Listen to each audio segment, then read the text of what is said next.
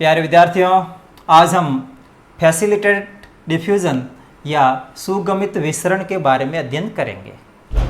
तो इस सुगमित विसरण तक पहुंचने से पहले आपको प्लाज्मा झिल्ली की सामान्य संरचना के बारे में ध्यान होना चाहिए। तो प्लाज्मा झिल्ली में ये लिपिड बाइलेयर है, ये लिपिड का हेड भाग, ये टेल भाग, ये टेल, ये हेड भाग, ये बाइलेयर हो गई। और ये प्रोटीन है, इनको हम एक्सट्रिंसिक प्रोटीन या बाह्य प्रोटीन या परिधीय प्रोटीन कहते हैं। जबकि ये जो ट्रांस मेम्ब्रेन प्रोटीन है लिपिड के अंदर धंसा हुआ, ये इंट्रिंसिक यानी आंतरिक या समाकल प्रोटीन कहलाता है। फिर आपको ध्यान रखना है कि लिपिड का जो ये टेल भाग है, इस टेल भाग की प्रकृति है वो हाइड्रोफोबिक होती है। हाइड्रोफोबिक का मतलब जल प्रतिकर्षी या जल रागी कह सकते हो, जल विरागी कह सकते हो।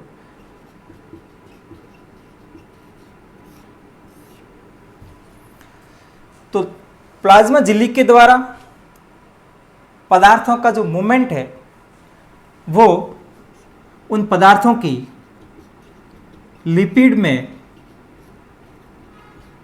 सोल्यूबिलिटी पर निर्भर करता है।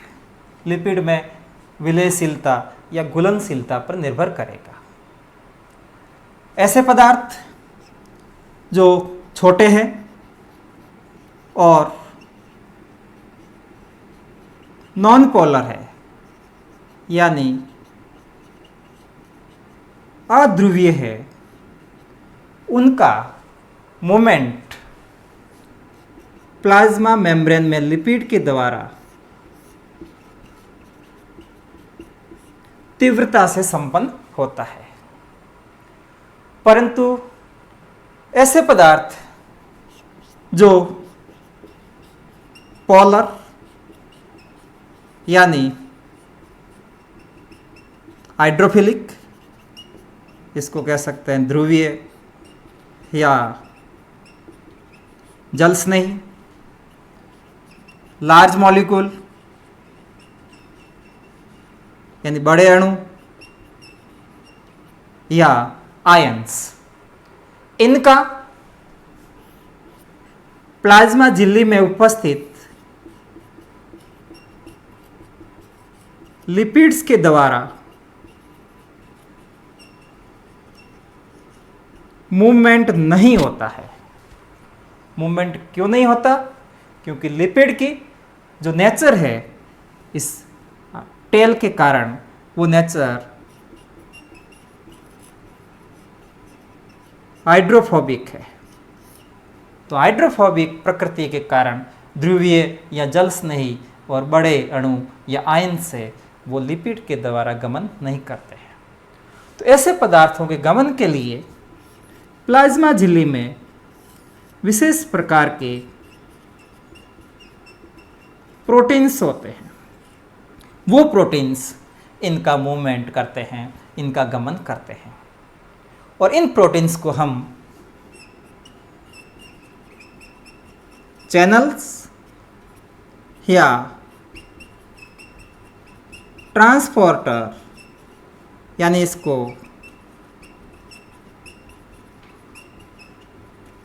कैरियर प्रोटीन कहते हैं। चैनल्स और वाहक प्रोटीन्स या ट्रांसपोर्टर कहते हैं।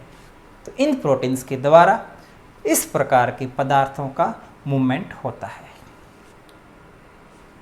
तो सुगमित विसरण एक पैसिव प्रोसेस है, एक निष्क्रिय प्रक्रिया है। निष्क्रिय क्यों है? क्योंकि इसमें किसी भी प्रकार की एटीपी रिक्वायरमेंट्स, इसमें ऊर्जा की आवश्यकता नहीं होती है। बिना ऊर्जा खर्च किए पदार्थों का मूवमेंट होता है। और ये मूवमेंट डाउनहिल प्रकार से होता है। डाउनहिल का मतलब मूवमेंट है वो हायर कंसंट्रेशन यानी उच्च सांद्रता से लोअर कंसंट्रेशन यानी निम्न सांद्रता की तरफ होता है। तो सुगमित विसरण एक पैसिव प्रक्रिया है जिसमें प्लाज्मा झिल्ली में उपस्थित प्रोटीन्स के द्वारा पदार्थ, अणु या आयन उनकी उच्च सांद्रता से निम्न सांद्रता की तरफ गमन करते हैं और ये प्रोटीन्स चैनल्स कहलाते हैं या इनको वाहक प्रोटीन्स कहते हैं। चैनल्स और वाहक प्रोटीन में फर्क है। चैनल्स इस प्लाज्मा झिल्ली के आर पार पोर है जिसके द्वारा मूवमेंट होगा, जबकि कैरियर प्रोटीन्स ऐसे प्रोटीन है जिसके साथ कोई सबस्टेंस बाइंड होगा, बंधित होगा, फिर उस प्रोटीन में कन्फर्मेशनल चेंज होगा, उसकी संरचना में परिवर्तन होगा और वो बाहर से अंदर की तरफ या अंदर से बाहर की तरफ पदार्थों का मूवमेंट करवाएगा। ये दो प्रकार के प्रोटीन इसमें काम आते हैं। फिर इसमें ध्यान रखना कि जो सुगमित विसरण है, ये विसरण पदार्थों के प्रति स्पेसिफिक होता है, यानी ये सबस्टेंस स्पेसिफिक है। कहने का मतलब एक विशिष्ट प्रकार का पदार्थ या एक विशिष्ट प्रकार का सबस्टेंस एक विशेष प्रकार के प्रोटीन्स यानी चैनल्स या ट्रांसपोर्टर के द्वारा ही परिवहित होगा, उसको कोई दूसरा चैनल्स या ट्रांसपोर्टर परिवहित नहीं कर पाएगा। फिर अगला ध्यान रखना कि सुगमित विसरण की प्रक्रिया है, ये प्रक्रिया सेंसिटिव टू इनहिबिटर्स यानी निरोधकों के प्रति संवेदी है। कैसे निरोधक? यानी ऐसे इनहिबिटर जो प्लाज्मा झिल्ली में उपस्थित प्रोटीन की साइड चेन से क्रिया करते हैं। Inhibitors reacts with protein side chain. ऐसे इनहिबिटर के प्रति सुगमित विसरण की क्रिया है वो संवेदी है या सेंसिटिव है।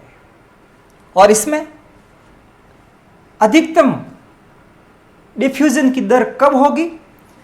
जब यहाँ पर सैचुरेशन की क्रिया हो, संतृप्तता हो, उस समय रेट ऑफ डिफ्यूजन है वो मैक्सिमम होगी या विसरण दर है वो अधिकतम होगी।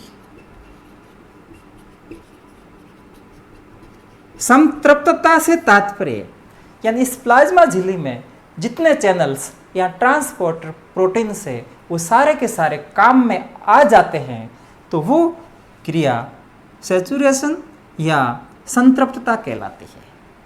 तो ये कंडीशन होगी, उस समय विसरण की दर है वो क्या होगी? मैक्सिमम या अधिकतम होगी। फिर इसमें आगे आपको ध्यान रखना है एक दो उदाहरण, जैसे एक प्रोटीन से जिसका नाम है पोरिन्स। तो इस प्रोटीन के द्वारा प्लास्टिड,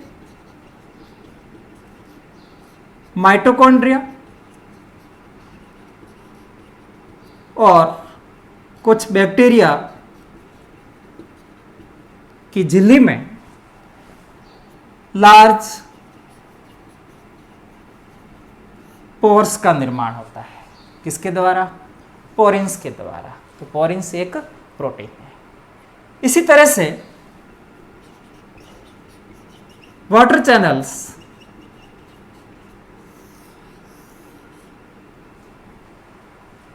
इनका निर्माण 8 विशेष प्रकार के एक्वा पोरिन्स, यह भी प्रोटीन है, तो 8 विशेष प्रकार के एक्वा पोरिन्स से वाटर चैनल्स का निर्माण होता है। तो इसके ऊपर भी प्रश्न पूछा जाता है, पोरिन्स क्या है? प्रोटीन है। एक्वा पोरिन्स 8 अलग अलग प्रकार की मिलकर के क्या बनाएंगे? वाटर चैनल्स या जल चैनल का निर्माण करेंगे।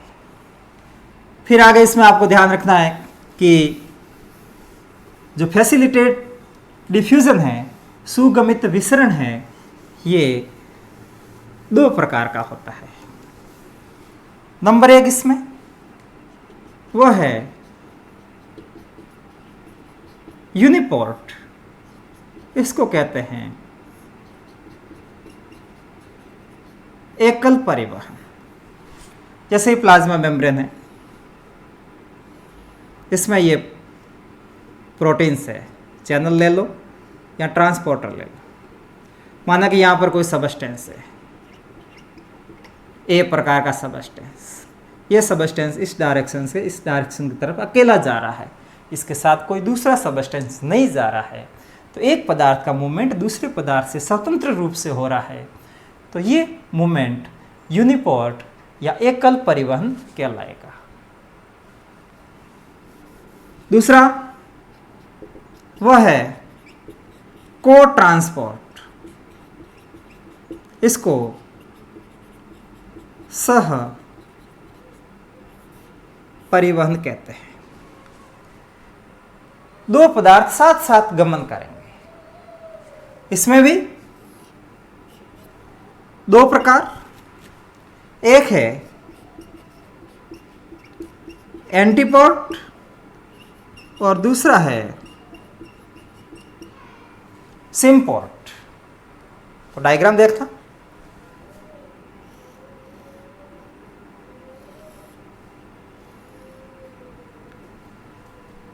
ये पदार्थ ए है, यहां पर ये पदार्थ बी है। अगर इसका मूवमेंट इस साइड हो रहा है, इसका मूवमेंट इस साइड हो रहा है, दोनों का मूवमेंट अलग अलग दिशा में हो रहा है, एक ही ट्रांसपोर्टर अलग अलग दिशा में इनका मूवमेंट कर रहा है, ये कहलाएगा एंटीपोर्ट कहलाएगा। और यदि मूवमेंट सबस्टेंस ए और सबस्टेंस बी, इनका मूवमेंट दोनों का साथ साथ एक ही दिशा में होता है, तो यह क्रिया क्या कहलाएगी? सिम्पोर्ट कहलाएगी। दोनों मिलके को ट्रांसपोर्ट या सह परिवहन कहलाएंगे। अकेला पदार्थ जो दूसरे पदार्थ से स्वतंत्र रूप से परिवहित हो रहा है, ये क्रिया यूनिपोर्ट कहलाएगी। तो ये सब इस सुगमित विसरण या फैसिलिटेटेड डिफ्यूजन में आपको पढ़ना है। अब आगे वह है एक्टिव ट्रांसपोर्ट या सक्रिय परिवहन। तो अगला आएगा इसमें एक्टिव ट्रांसपोर्ट, इसको सक्रिय परिवहन कहते हैं। सक्रिय वर्ड आ रहा है, एक्टिव, इसका मतलब इसमें एटीपी की आवश्यकता होती है। एटीपी रिक्वायरमेंट से एटीपी की आवश्यकता होती है। फिर आगे यहां पर भी मूवमेंट प्लाज्मा झिल्ली में उपस्थित प्रोटीन्स के द्वारा होता है, परंतु उन प्रोटीन्स को यहां पर हम पंप्स कहते हैं। प्लाज्मा झिल्ली में उपस्थित प्रोटीन जो एक्टिव ट्रांसपोर्ट का कार्य करते हैं, वो पंप्स कहलाते हैं। मूवमेंट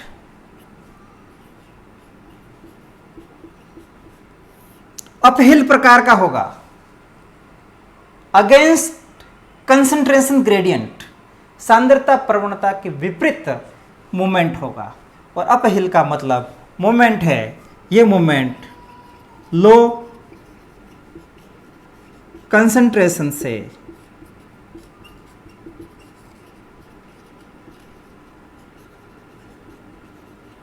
हाई कंसंट्रेशन की तरफ होगा, उच्च सांद्रता से निम्न सांद्रता की तरफ गमन किसमें था? सुगमित विसरण में था। परंतु यहां पर मूवमेंट है वो निम्न सांद्रता से उच्च सांद्रता की तरफ होगा। और निम्न सांद्रता से उच्च सांद्रता की तरफ गमन करना है तो उसके लिए एटीपी की आवश्यकता होगी। उसके लिए ऊर्जा की आवश्यकता होगी। यानी मूवमेंट किस प्रकार का है, अगेंस्ट कंसंट्रेशन ग्रेडियंट या अपहिल प्रकार का, जबकि सुगमित विसरण में कैसा है, डाउनहिल प्रकार का मूवमेंट है। वहाँ पर जो काम में आने वाले प्रोटीन्स को चैनल्स या कैरियर प्रोटीन्स कहते हैं, यहाँ पर काम में आने वाले प्रोटीन्स को हम क्या कहते हैं, पंप्स कहते हैं।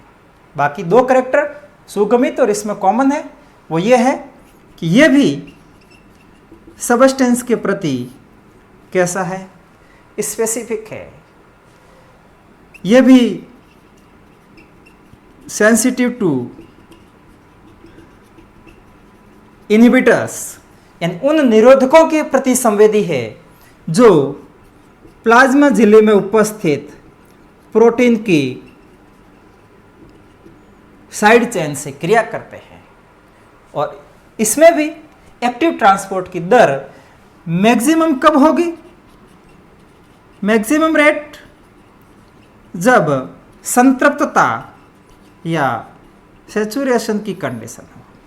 और संतृप्तता का मतलब प्लाज्मा झिल्ली में उपस्थित जो पंप्स है उस सबस्टेंस की वो सारे के सारे काम में आ गए हैं, तो वो कंडीशन संतृप्तता कहलाएगी। और उस कंडीशन में ये दर है वो क्या होगी, अधिकतम होगी।